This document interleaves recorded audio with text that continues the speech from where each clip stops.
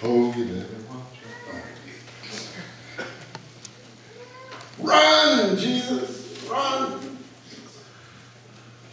Some Pharisees come to Jesus. It's interesting, we usually think of Pharisees as the bad guys, but, even a few of them were okay.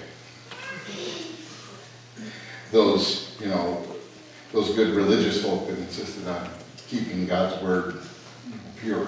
Even some of them were okay. Yeah. Anyway, saw the irony in that. Anyway, they come to Jesus and they say, Herod's after you. Now, Herod was, of course, the Herods weren't Jews.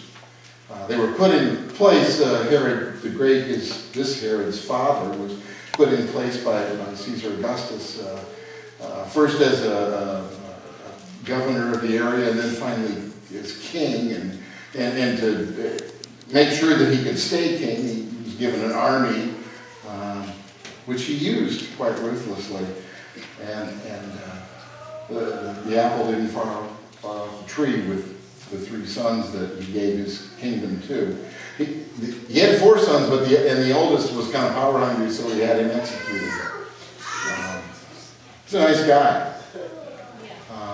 The same guy that the last time he came for Jesus was right after his birth, and they did run. They ran to Egypt, and Herod's army slaughtered all the children, all the boys, 2 years old and less, in Bethlehem.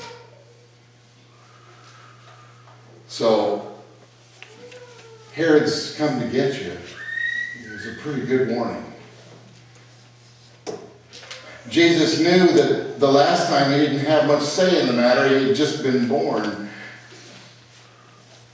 And his family did run to Egypt. But this time, he's in charge. This time, he says, we're not running.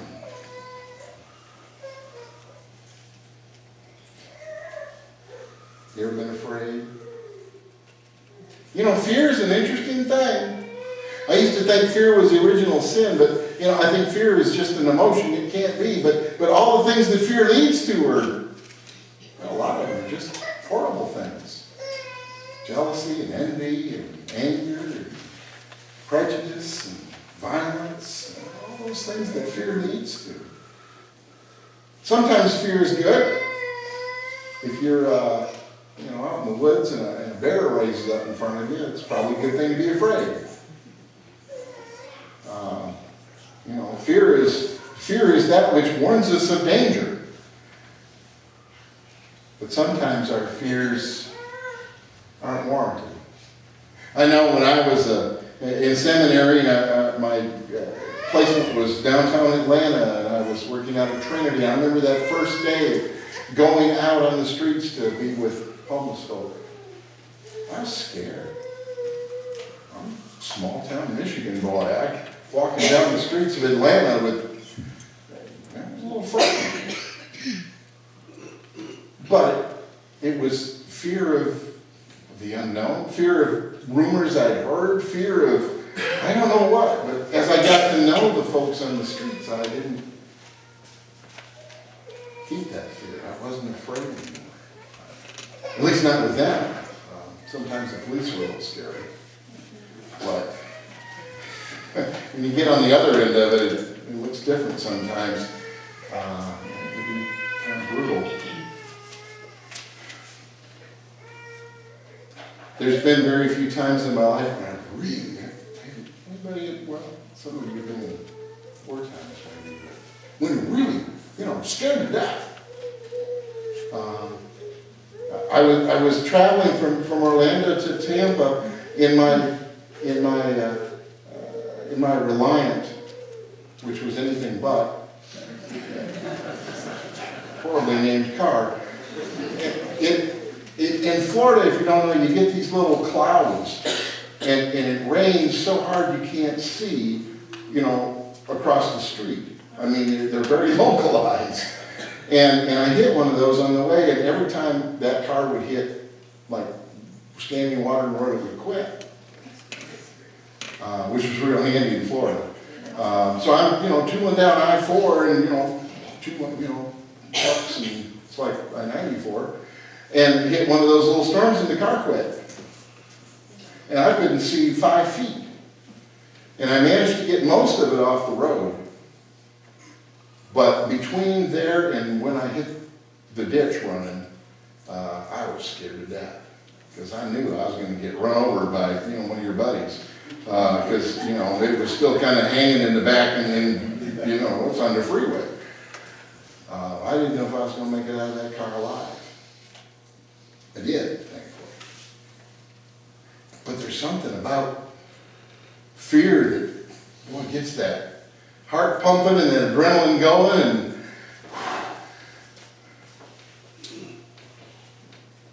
it has amazing effects on us. Sometimes we can get lost in it. Sometimes it spurs us to action like that. It's a great moment of mental clarity and amazing physical ability as I went across the seat and out the door of that car. And amazing things have been done with the adrenaline rush that fear brings. So many stories heard from battlefields to emergency situations, to the amazing things people are able to do. But that other kind of fear, that fear of what might happen, that fear of change, that fear of difference, that fear of things unknown, that kind of fear gets us in trouble. That kind of fear can get us lost. Because we can begin to think that people that aren't like us are bad or dangerous. We can begin to think that people who don't look like us or talk like us are somehow to be avoided, that they aren't real people. And we can form opinions about them that don't have any merit in fact, but are just based in fear. We can get lost. And sometimes it's not even about people, it's just about differences and change. And maybe I'll lose something that I have. Fear drives us to do some pretty silly things now and then. And some pretty hurtful things now and then. And some pretty shameful things now and then. And we all do it.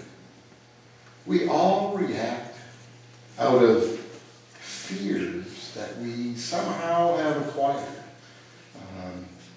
I had a long time for a while I didn't watch the news.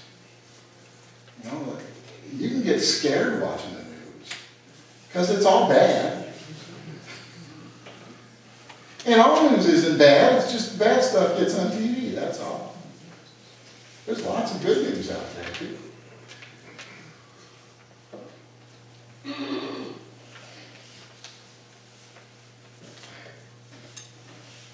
Sometimes it takes courage to face those fears.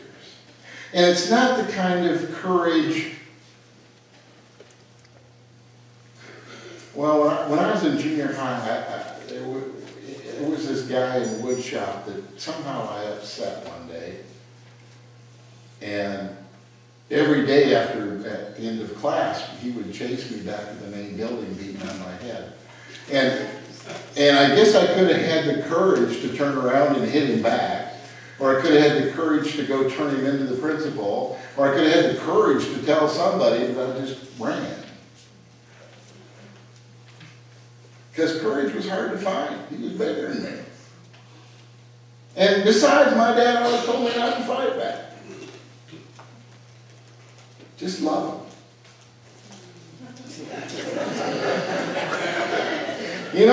There's this Jesus that says that too. And I'll tell you what, that's tough.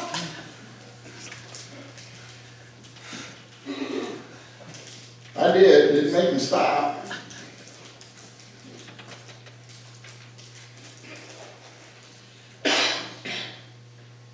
Sometimes it's hard to find that courage to to face those fears. Sometimes we need a little help from others, from God. Sometimes it's just instilled in us in a reaction.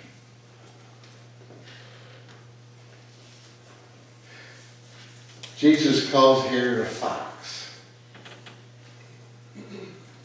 How many of you have seen a fox lately? Oh, there's a couple. Coyotes haven't got them all yet. There's a few around. They're not a really good thing to have around when you got chickens. They like chickens. Just like Methodist preachers, they like chickens.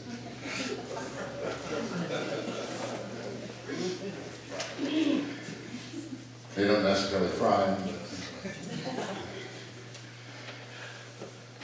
he calls Herod a fox. Because that's the kind of predator Herod was.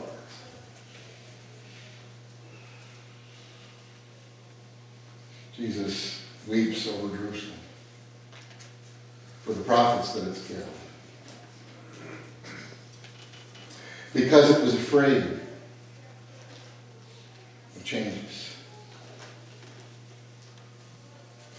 I think I mentioned yesterday at the district leadership conference, you got to understand something about biblical prophets. Prophets in the Bible are not fortune tellers. They're not foreseers of the future. They're not, sometimes we think of prophecy as, that's apocalyptic stuff, that end time stuff. That's not really prophecy in the biblical sense. Prophecy in the biblical sense is not predicting the future, it's telling the truth about the present. It's, good morning. It's telling the truth about what's happening right now. And sometimes the truth isn't real pretty. And sometimes the people that are making the truth real don't want the truth to be known. And when you start telling the truth about the present, you upset people who, don't want people to know what's going on. And that's why Jerusalem killed the prophets, because they told Jerusalem the truth about their relationship with God, which was not so good. And sometimes it's easier to quiet that voice than it is to change. So,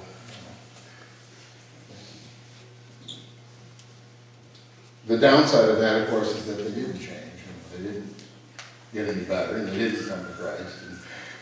And they gave in to those fears that they got lost in. The fears that their power might go away, the fears that their control might go away, the fears that everything that they had built up might not be there if they allowed things to be different.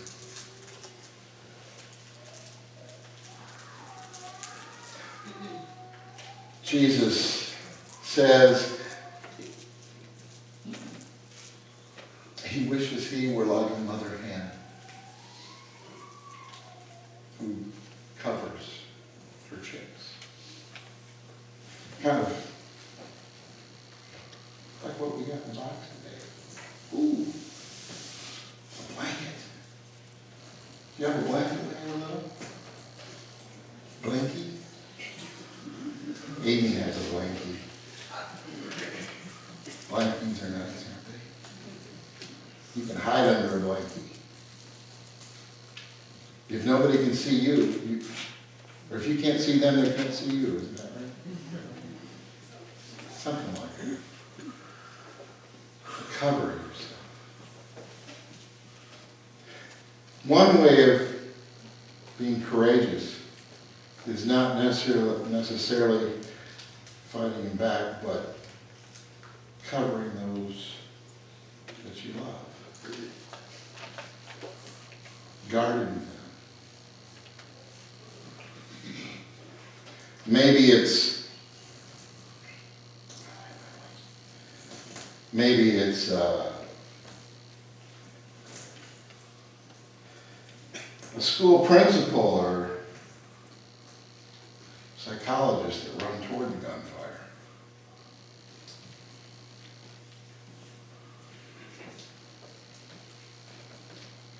And get mad.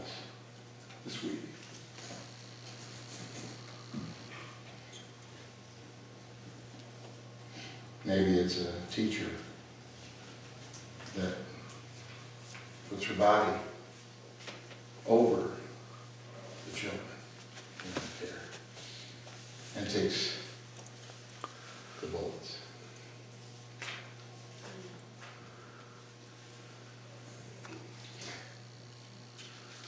A hen who covers her chicks when the fox comes usually dies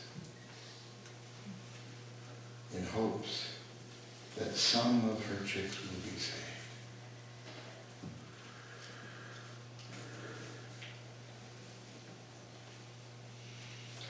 Jesus is the hen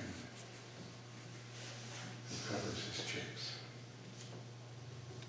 in hopes that some will be saved